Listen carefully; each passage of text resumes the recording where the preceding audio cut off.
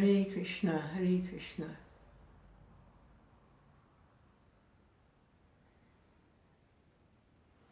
Not much time right now. I have to have an appointment. I have to leave in a few minutes. But I really want to read something from the Ramayana before I go.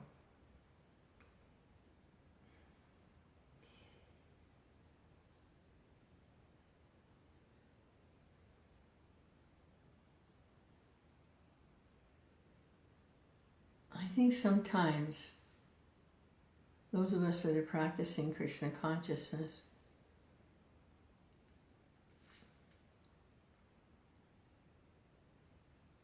might forget that this is a yoga system for raising the consciousness.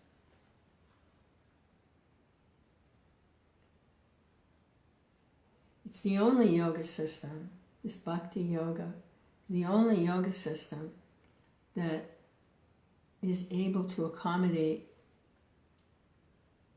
a social environment. Other yoga systems, which are described in the Gita, the Bhagavad Gita, require solitude and kind of a renounced lifestyle.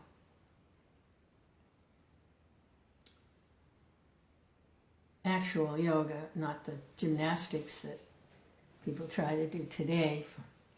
They don't understand the purpose of yoga is to elevate the consciousness, not just to have it like going to the gym for a healthy body. It's there, it's included, but the real purpose of yoga is to elevate the consciousness, become detached from identifying with the outer covering, the gross outer covering, and to become conscious, elevate the consciousness to realization of the spirit self. So the Bhakti Yoga system is the highest yoga system. And it's such a powerful yoga system that it can actually accommodate a social environment. It's a great science. All right. So a little bit of this because I need to practice. And then we can read Son of Vayu. Let me check something here.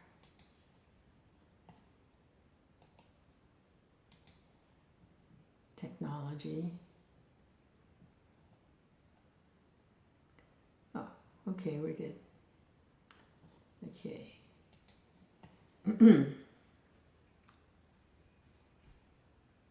Okay. Glories to Srila Prabhupada.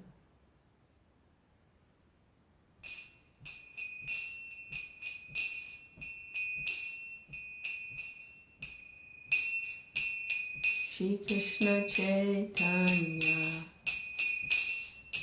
Prabhu Nityananda Shri Advaita Gadadhar Shri Vasadi Gaur Bhakta Vrinda Hare Krishna Krishna Krishna Hare Hare Hare Rama Rama Rama Hare Hare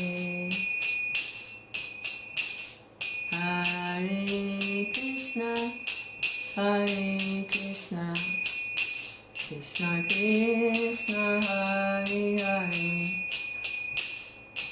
Hare Rama Rama Rama Hare Hare.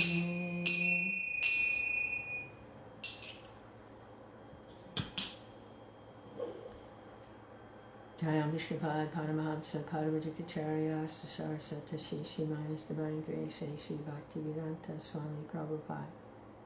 Shri Prabhupada Ki Jai. Okay, chapter 47, Son of Vayu.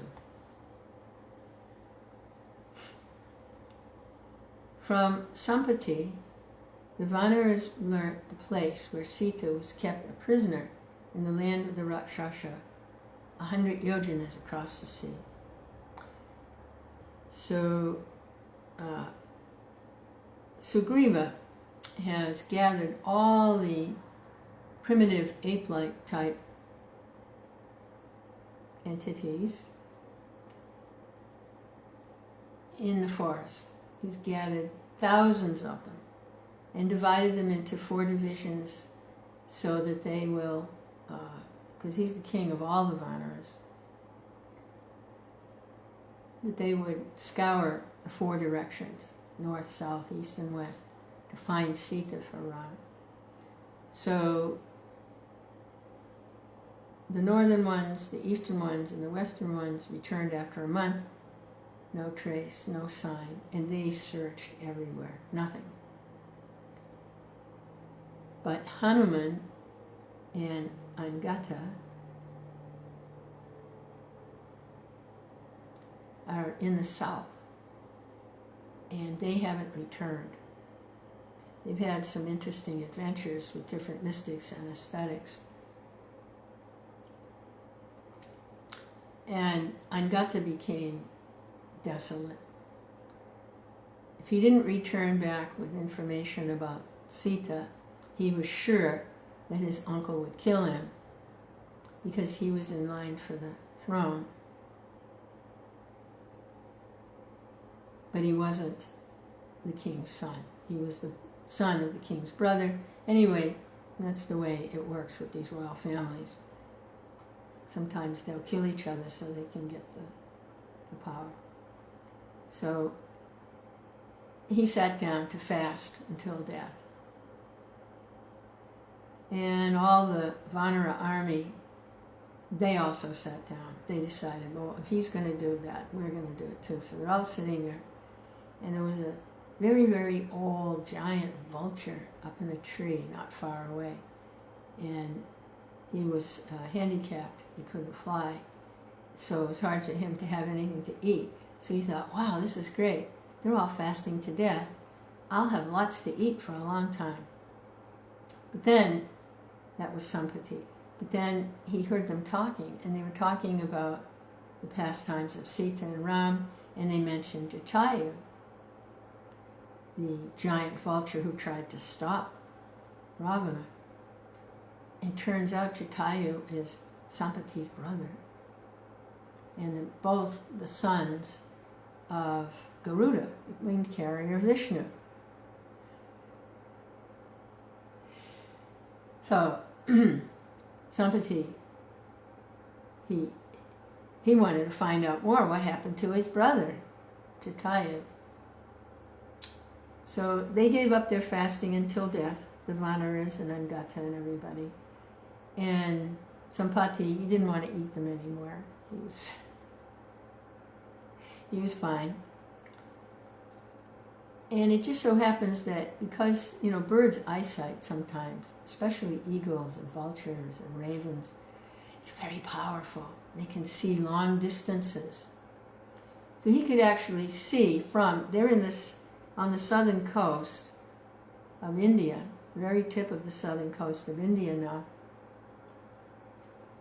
And off the southern coast is an island called Lanka. And Sampati, his eyesight was so powerful, he could see right into Lanka. And he could see Sita and how she was being held captive in a garden there and being guarded and also tormented by female demons, Rakshashis. So he relayed the information to Angata and Hanuman, and there was somebody else there too, but, arguing back and forth with Angata. I forget who it was. Anyway, So now everybody's all excited. We know where Sita is. We just have to go and rescue her. So this is chapter 47. Son of Vayu. From Sampati, the Vanaras learnt the place where Sita was kept a prisoner in the land of the Rakshasa, 100 yojanas across the ocean. Now a yojana can be either 2.5 miles, 4.5 miles, or 6.5 miles. It's used rather loosely. So it's either 250 miles, 450 miles, or 650 miles off the coast. But of course it would not do to return to Sugriva at once with the second-hand information. They had outstayed the allotted time, and only outstanding success could save them from punishment.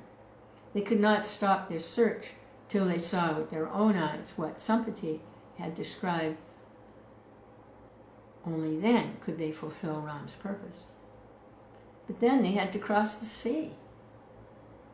They went to the edge of the water and discussed matters.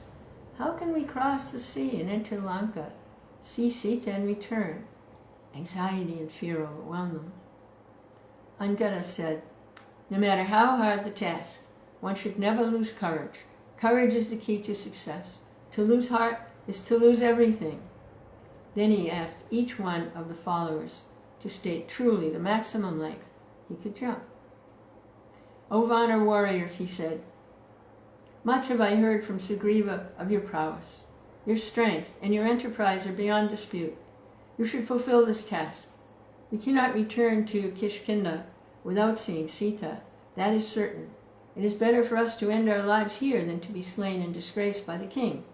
Therefore, tell me, one by one, the longest jump you have the strength and courage to attempt. Gaja said modestly, I can jump 10 yojanas.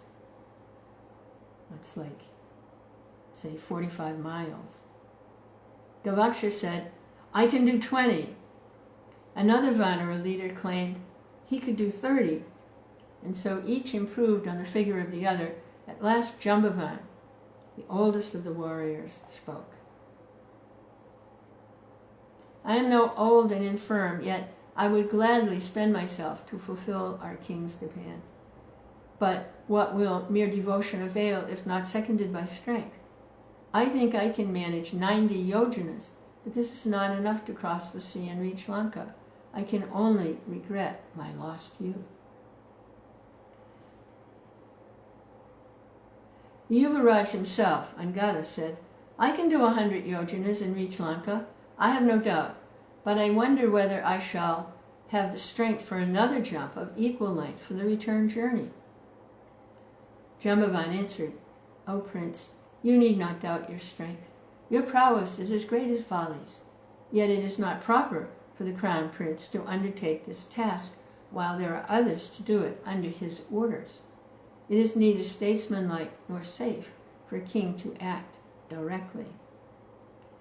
Then Jambavan cast an appraising and admiring look at Hanuman, who had sat apart listening to the talk, but saying nothing.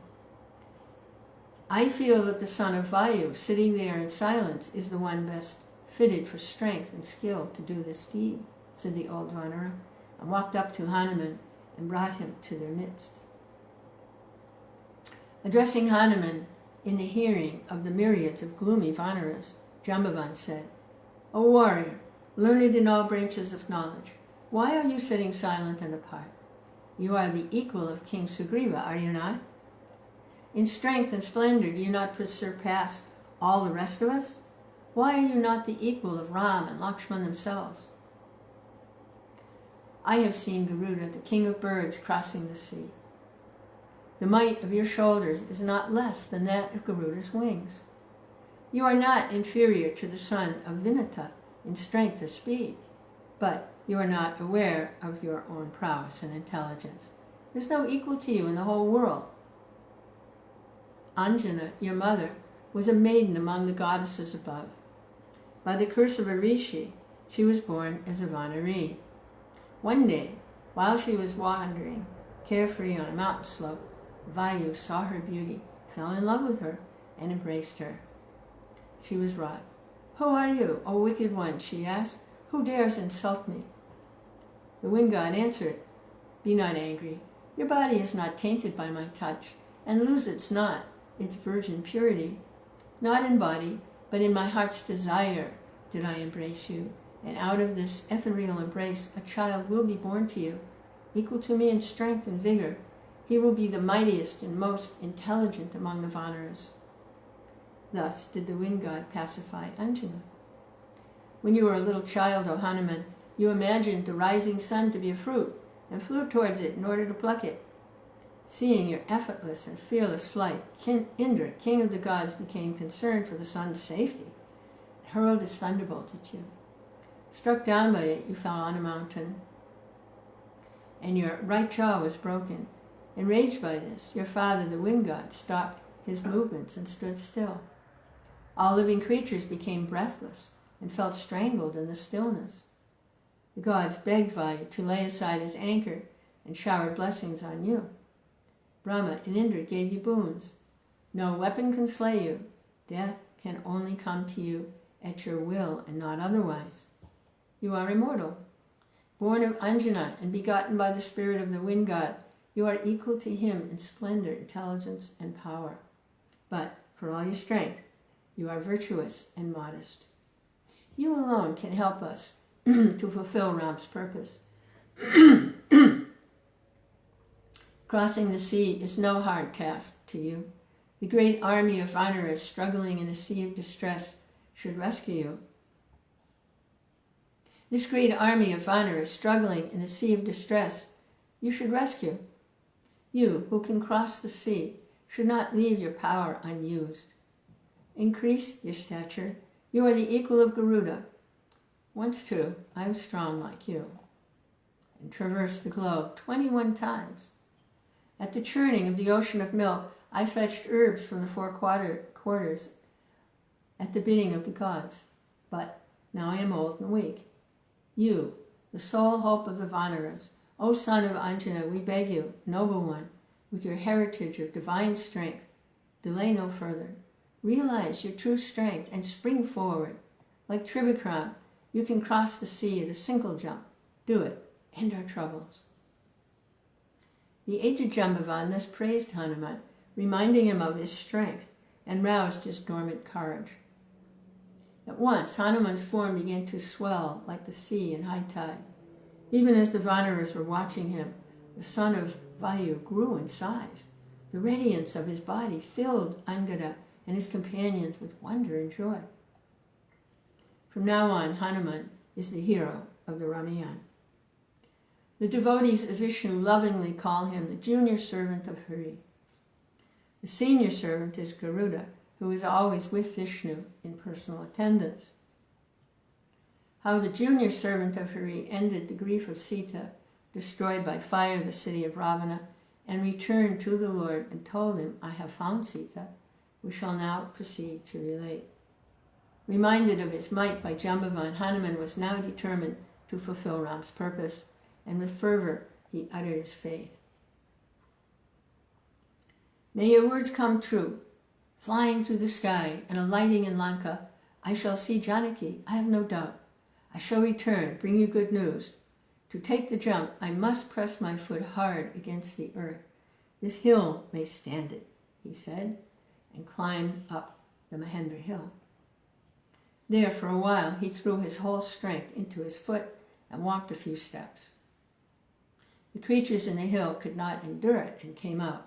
Now, we remember Lord Ramachandra had given him his signet ring before the Vanaras and Hanuman and Angada and everybody, they set out on this search.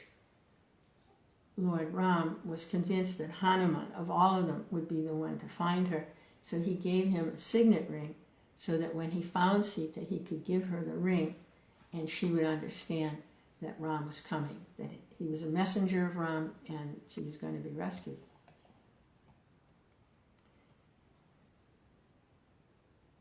Oh no, I can't. This is a long one and I have to go. So we'll pick up here Hare Krishna. Hanuman's about to jump across the ocean 600 miles. Hare Krishna.